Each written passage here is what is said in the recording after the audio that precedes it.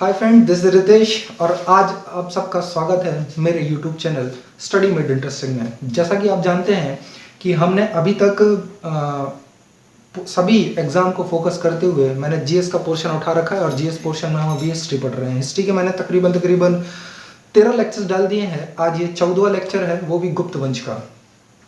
गुप्त काल मैंने स्टार्ट ही किया है। मैंने उनके सोर्सेज बता दिए हैं पिछले वीडियो में। पिछले वीडियो का डिस्क्रिप्शन नीचे है, डिस्क्रिप्शन लिंक दिया है मैंने, है ना। तो आप वहाँ से देख सकते हैं मेरा पुराना वीडियो 13th लेक्चर, राइट। तो पिछले वीडियो में मैंने कुछ क्वेश्चंस पूछे थे, उनके आंसर इस प्रकार हैं। आप देख सकते हैं, आपकी स्क्रीन में दिख रहे होंगे, राइट। तो आप देख सकते हैं और आपको ये तीनों क्वेश्चंस हैं, आपको इसे नोट डाउन करना है। कहीं ना कहीं आप नोट डाउन करिए इसको, और जब आप एग्ज़ाम देने जाते हैं तो आप इसे लर्न करिए। एक बार ज़रूर पढ़ें, एक बार ज़रूर पढ़ें, क्योंकि ये काफ़ी इंपॉर्टेंट है और ये कभी ना कभी एग्ज़ाम में पूछे गए क्वेश्चंस हैं। कभी ना कभी, कहीं ना कहीं, कभी भी, चाहे स्टेट एग्ज़ाम हो चाहे सेंटर एग्ज़ाम हो, कहीं ना कहीं से पूछ लिया जाता है।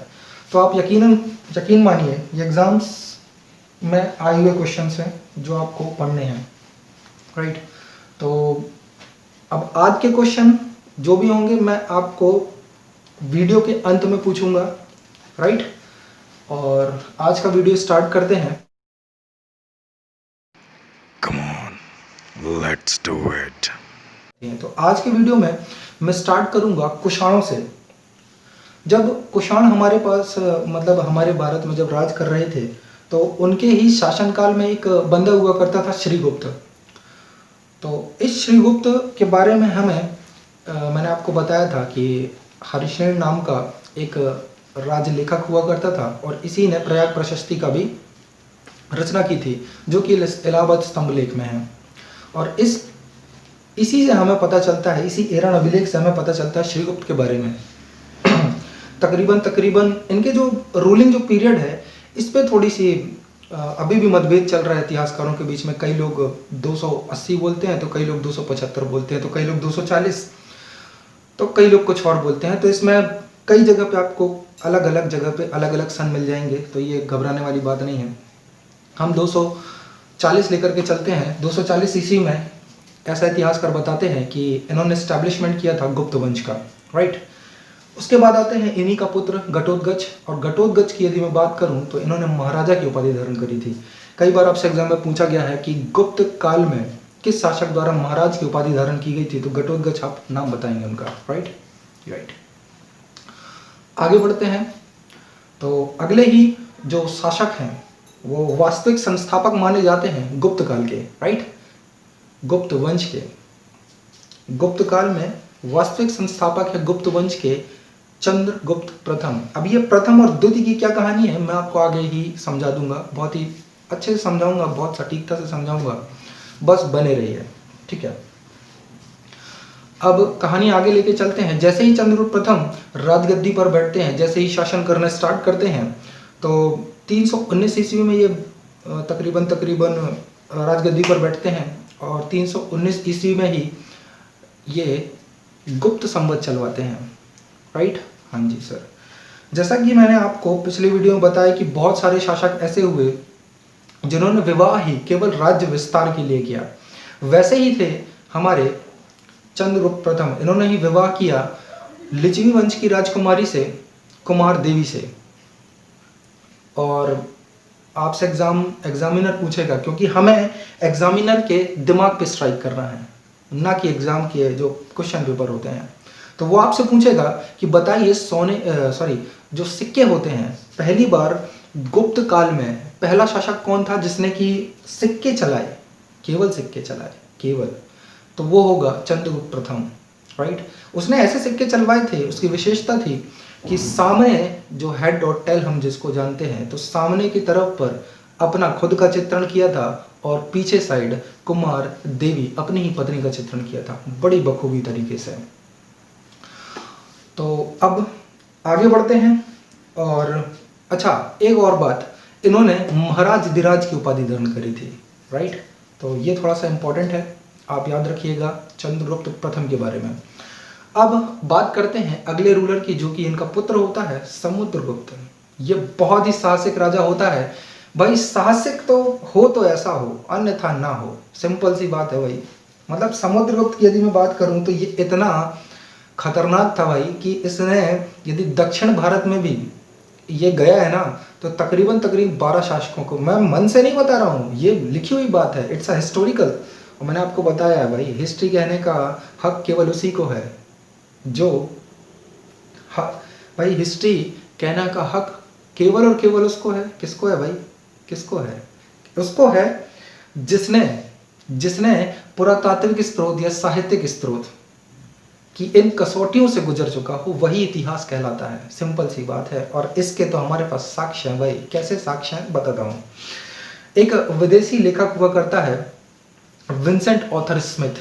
इसने इसकी साहसिक होने के इतने मतलब खतरनाक प्रमाण इसने दिए हैं कि इसने ये इतना साहसिक था कि इसने इसे भारत का नेपोलियन भी कह दिया।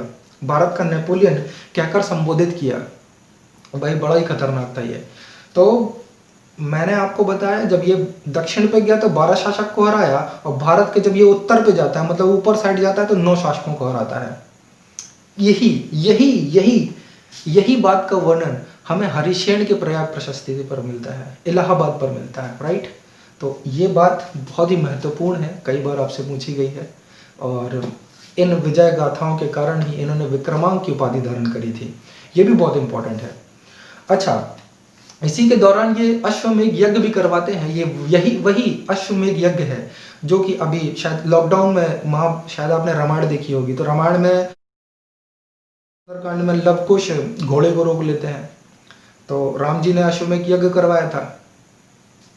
अब इस अश्व को छोड़ दिया जाता है, उसके माथे पर लिख करके, शायद ताम्र पर लिखा हुआ था, वो कॉपर पर लिखा हुआ था कि जो भी ये घोड़ा पकड़ेगा या तो वो मेरे अधीन हो जाए, नतमस्तक हो जाए, अन्यथा मुझसे लड़ाई करे।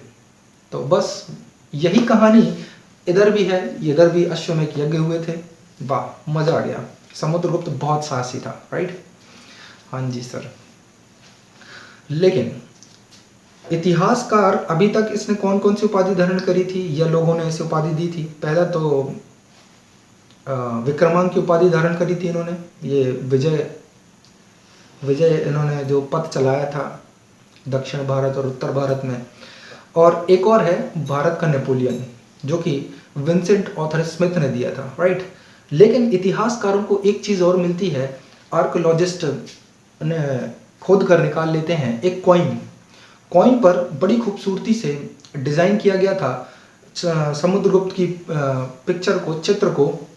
और इसी चित्र में वे वीणा वादन यंत्र का उपयोग करते हुए दिखते हैं। और यहीं से इतिहासकारों ने यह अंदाज़ा लगाया, इसी से अंदाज़ा लगाया कि हमारी जो सबसे पुरानी वाद्य यंत्र है वो वीणा यंत्र है। और यहीं से इतिहासकार इन्हें कविराज के नाम से भी पुकारने लगे। तो याद रखिएगा, एग्जाम में आया हुआ है कई बार कि बताइए कविराज के नाम से किसे जाना जाता है भारतीय इतिहास में, तो आप बताएंगे समुद्रगुप्त को।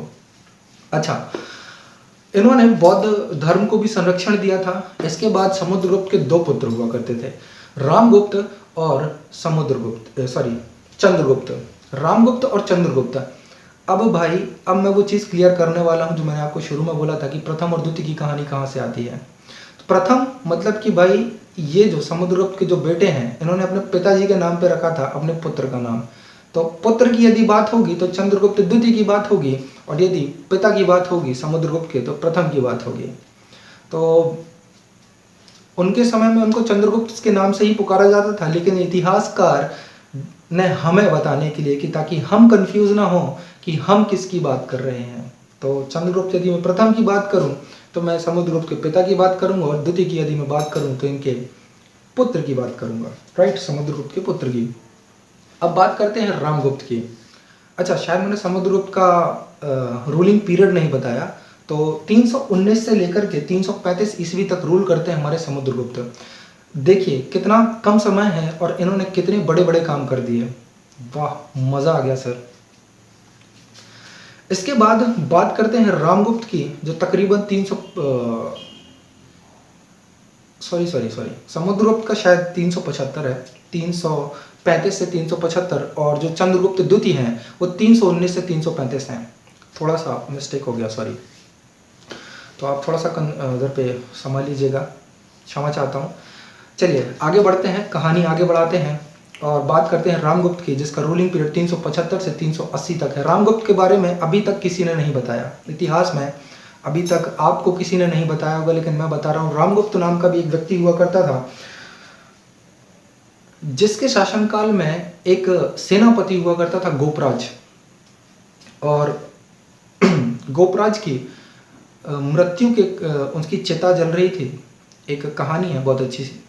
तो उसकी चिता जल रही थी, उसकी पत्नी काफ़ी दुख में थी, विलासिता करते हुए चिता पर कूद जाती है। ये बात हमको एरन अभिलेख से पता चलती है, जिसके राइटर है भानुगुप्त। मैंने आपको पिछले वीडियो में बताया था। मैं ये क्यों बता रहा हूँ? ये मैं इसलिए बता रहा हूँ क्योंकि जब उनकी पत्नी चिता पर कूदी थी, तब इस देखा सीखी में धीरे धीरे और भी लेडीज अपने हस्बैंड की चिता को देखते हुए उस पर धीरे धीरे कूदना स्टार्ट कर देती हैं, और यही एक प्रथा बन जाती है जिसे हम सती प्रथा के नाम से जानते हैं। बस यहीं से स्टार्ट हुआ। आपसे एग्जाम में पूछा जाएगा कि बताइए सती प्रथा का विवरण हमें किस अभिलेख से मिलता है, तो आप बताएंगे एरन अभिलेख से। ये बहुत ही इंपॉर्टेंट है, अक्सर एग्जाम में पूछा जाता है, राइट। अब आगे बात करते हैं। तो रामगुप्त इतना इसका 5 साल जो रूलिंग पीरियड है, केवल 5 साल जो है 375 से 380 का, ये केवल 5 साल ही रूल क्यों करता है? ये रूल इसलिए करता है 5 साल क्योंकि बहुत डरपोक था, और इसकी हत्या चंद्रगुप्त द्वितीय के कारण, मतलब चंद्रगुप्त द्वितीय ने ही की थी। अब क्यों करी थी ये सुनो। अच्छा, ये कहानी हमें कहाँ से पता चलती है? विशाख दत्त की मुद्रा राक्षस से पता चलती है। मैंने आपको पिछले वीडियो में बताया था। तो इस कहानी से हमें इस कहानी के बारे में चलिए जानते हैं। तो बात है जब शकों ने आक्रमण किया, रामगुप्त के शासनकाल चल रहा था, शकों ने आक्रमण किया।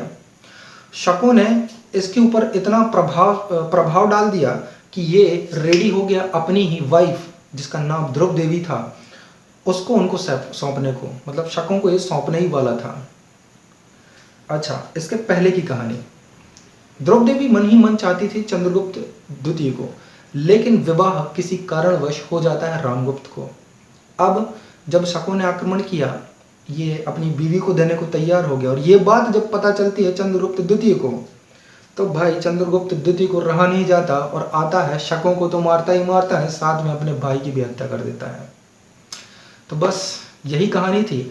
अब इसके आगे की कहानी मैं अगले वीडियो में सुनाऊंगा, काफ़ी इंटरेस्टिंग है, बने रहिएगा, ठीक है। अच्छा, इस वीडियो को ख़त्म करने से पहले मैं आपको सती प्रथा के बारे में थोड़ी सी और जानकारी देना चाहता हूँ। जैसे कि सती प्रथा मैंने आपको बताया कि भाई यहाँ से चालू होती है एरन अभिलेख से, लेकिन आने वाले समय में इसे रोका जाएगा अलग अलग शासक के द्वारा। जैसे कि अक्सर एग्जाम में पूछा जाता है कि बताइए किस शासक के द्वारा कब इसको रोकने की कोशिश की गई, एक असफल कोशिश की गई। तो यही लाइन से हम देखते हैं। पहले की मैं बात करता हूं, तो पहले हैं